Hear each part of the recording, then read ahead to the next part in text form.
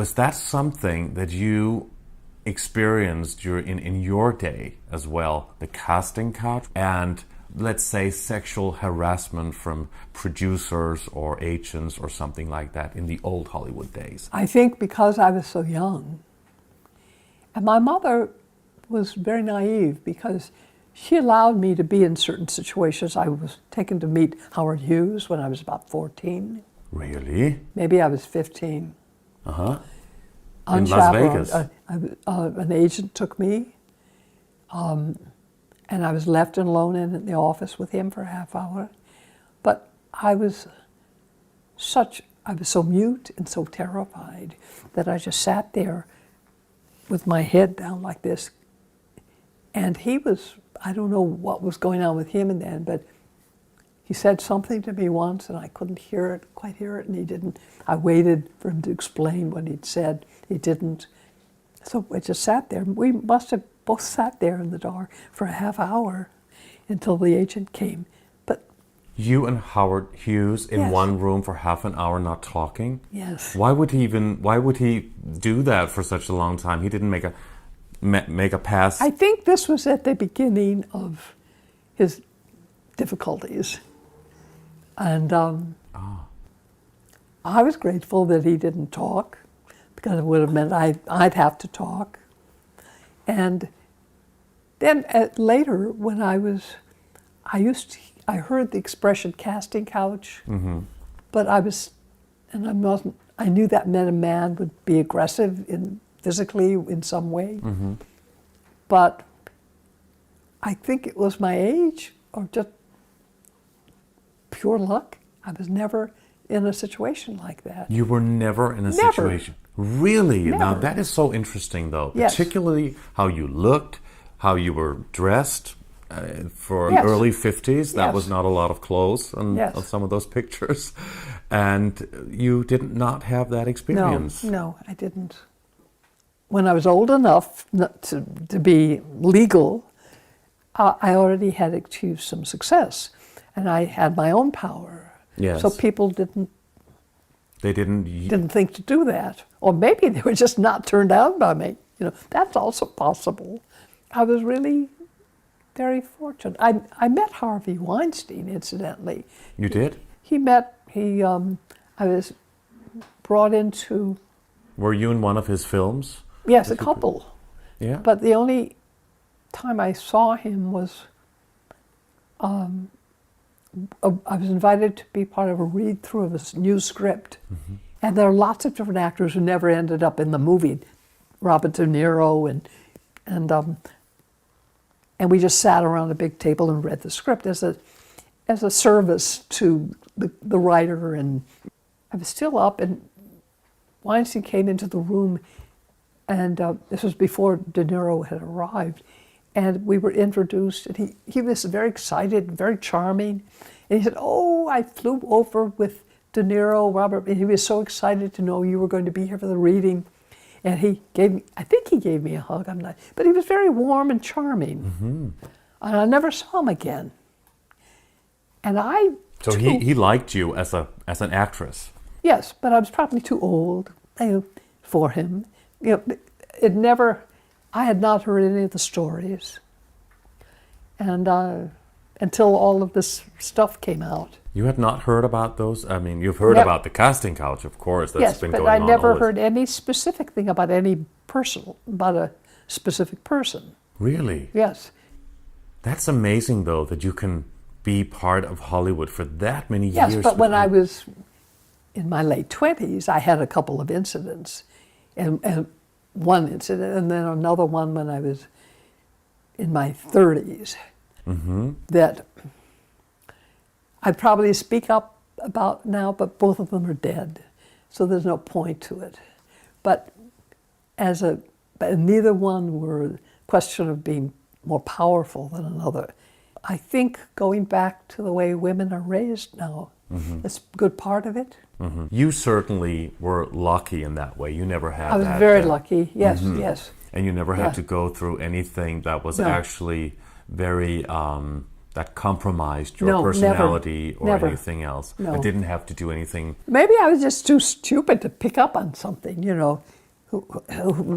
Maybe, I don't know, but I didn't. It's good to hear some good positive stories about that. And I think there's even a bigger, let's say, stigma or something that is even a bigger secret, that is that men also occasionally go through something like that in the business as well, and that's probably even more difficult to talk about. Yes.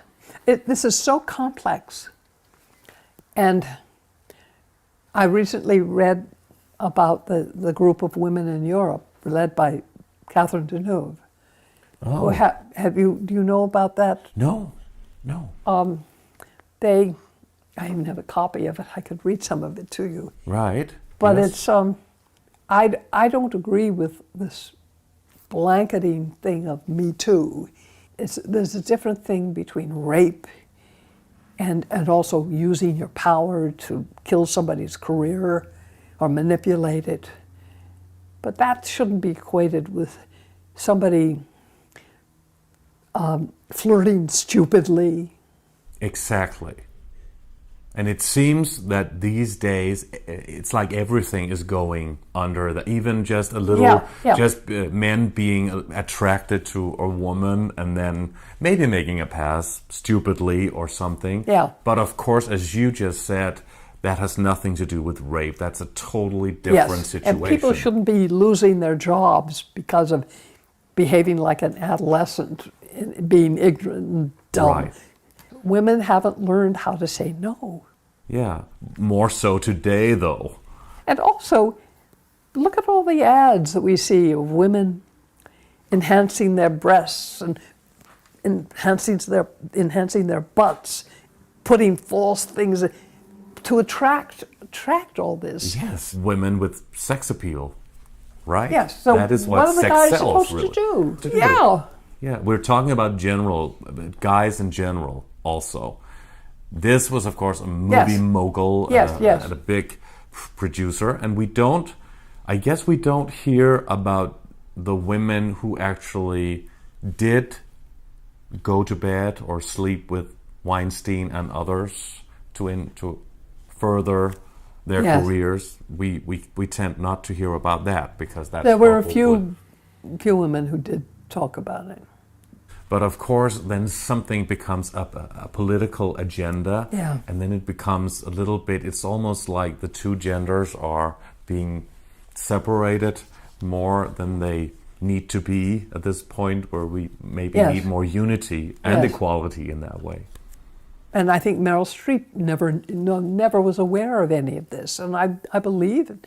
You know, and some of the women have made fun of her because of that, but I believe it. Nobody dared to talk about it. Maybe things could happen to them, their careers or whatever, that they didn't want to risk. I guess that's really what has been going on for all these years. That's why people never talked about it. That's what I assume. Very sad to me, and I never believed that it was necessary to do anything like that. Mm-hmm. And maybe that's naive of me.